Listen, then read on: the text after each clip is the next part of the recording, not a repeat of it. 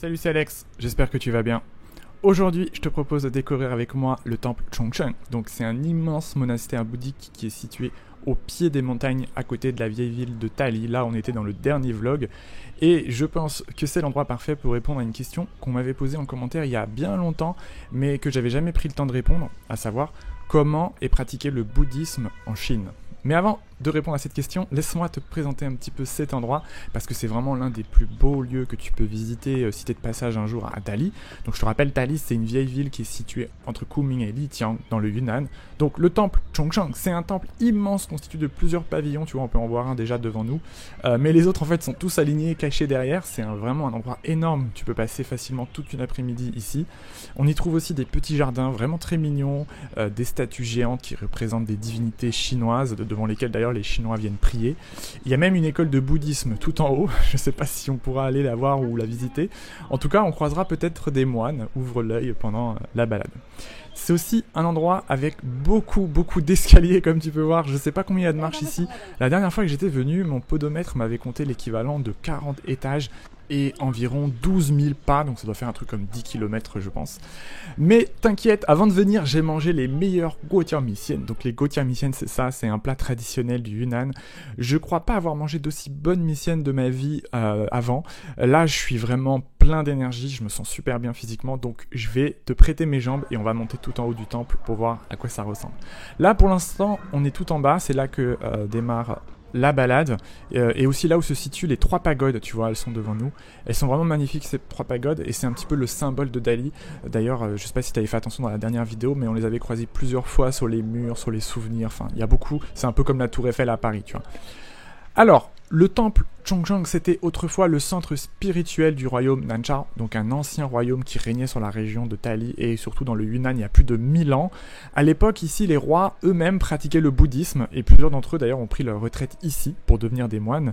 Et en fait, là, le temple qu'on voit, c'est une reconstitution parce qu'en fait, l'original, il s'est fait détruire plusieurs fois à cause des incendies, des tremblements de terre et surtout de la révolution culturelle qui lui a fait prendre méga cher.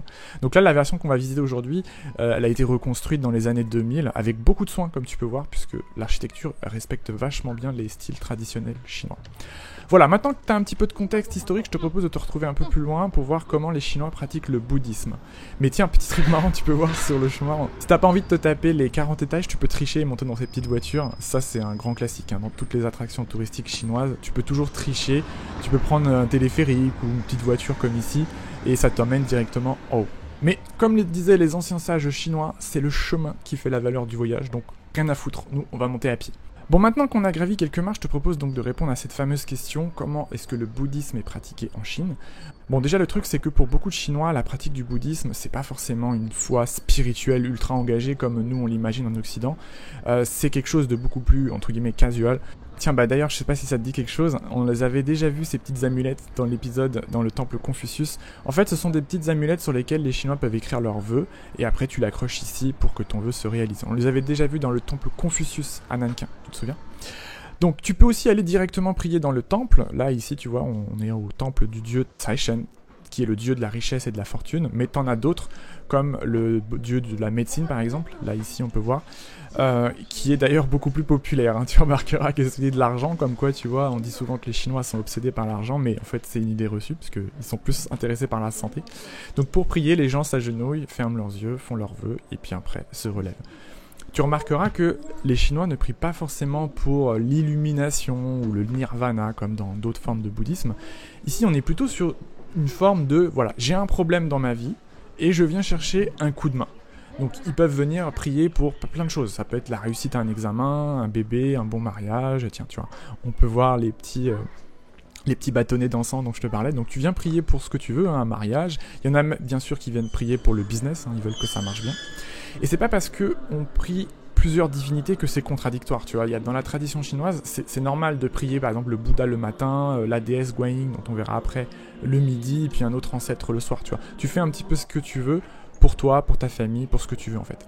Faut savoir que pour pas mal de Chinois, aller dans un temple comme celui-là, c'est aussi une tradition culturelle. On y va pour les grandes fêtes, comme le Nouvel An chinois, ou quand on a besoin d'un coup de main, tu vois, c'est ce que je te disais tout à l'heure, tu as besoin d'un petit coup de chance dans ta vie, ou une période importante dans ta vie, hop, tu viens prier, tu viens déposer un petit cierge comme chez nous, où là en l'occurrence tu viens faire une petite prière ou déposer une amulette, c'est comme ça que ça marche. Et d'ailleurs souvent eux-mêmes, les Chinois se disent comme athées, tu vois, même si de temps en temps, comme je te disais, ils vont quand même brûler de l'encens ou prier quand ils visitent un temple. On sait jamais, on va aller quand même faire une petite prière. Bon, là, on arrive vers le haut du temple, tu vois, ici, ici, je suis un peu obligé de faire une pause, je viens de me taper 5 étages à monter à pied. D'ailleurs, tu vois là-bas, on peut voir les 3 pagodes blanches qui sont parfaitement alignées, juste devant la ville de Tali avec les montagnes derrière, tu vois, et le lac qui est encore tout au loin sur la gauche. Ça, c'est vraiment le paysage carte postale, tu vois, c'est le truc que tu peux acheter à Dali quand tu vas te balader dans la vieille ville. Tu peux trouver beaucoup d'objets et d'artisanat avec ce genre de décor derrière, tu vois, avec les 3 pagodes.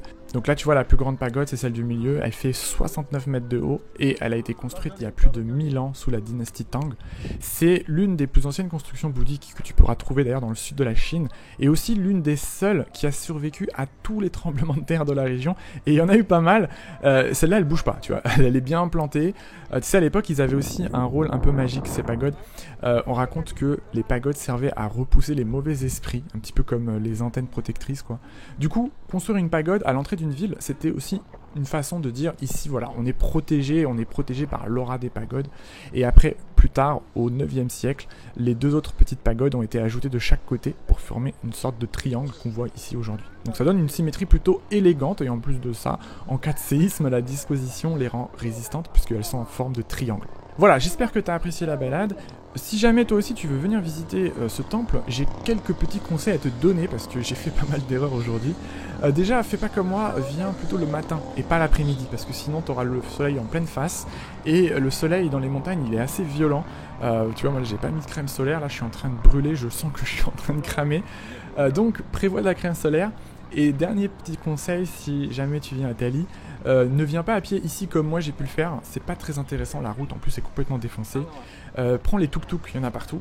C'est pas très cher, donc tu prends les mecs sur leur petite charrette là bon, c'est motorisé bien sûr, hein, c'est pas à l'ancienne où le gars il court, mais prends plutôt un tuk-tuk, ça prend 20 minutes et le mec il t'amène directement au pied du temple. Et si tu veux tricher bien sûr, t'as toujours les petites voitures que je t'ai montré tout à l'heure pour monter directement en haut, si tu veux pas faire les 10 km comme moi. Tiens, bah d'ailleurs, voici l'école de bouddhisme dont je te parlais en début de vidéo, voilà, j'ai fini par la trouver, elle était tout en haut en fait, elle était cachée tout en haut. En tout cas, j'espère que cette petite balade t'a plu. C'est vraiment un endroit extrêmement joli à Tali si tu veux sortir un peu de la grande ville, enfin de la vieille ville où il y avait beaucoup de monde comme je t'ai montré dans le dernier vlog.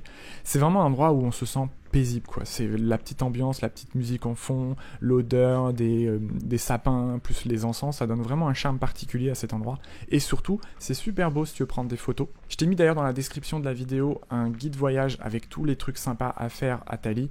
Je t'ai mis également un guide que j'avais écrit il y a quelques années sur les dieux chinois, si tu veux un petit peu mieux comprendre l'histoire et toutes les divinités qu'on y trouve. Là, je t'en ai montré quelques-unes, mais en vérité, il y en a beaucoup plus.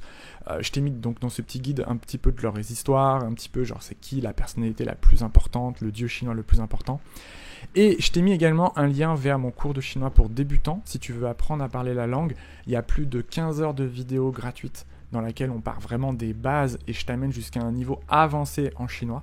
Donc si par exemple tu prépares un voyage ou tu veux juste comprendre un petit peu les inscriptions qu'on trouve dans les temples, bah écoute, va jeter un œil, ça va beaucoup te plaire. Voilà, moi demain je pars pour Lijiang, donc c'est la ville plus loin encore éloignée, donc la suite logique on va dire dans un voyage du Yunnan. Je vais y aller en bus cette fois, parce que c'est un peu galère en train, pour le train à Dali il est tout au sud, donc il faut repartir tout au sud, et en plus il n'y a pas de métro, donc c'est au moins 1 heure de taxi ou de bus pour prendre le train, pour après aller à Tali. Donc ce que je vais faire c'est que je vais prendre le bus, ça va aller direct de la vieille ville jusqu'à Lijiang, et je te retrouve là-bas dans le prochain vlog. Salut à toi, à bientôt, et je te souhaite une bonne journée. Bye bye.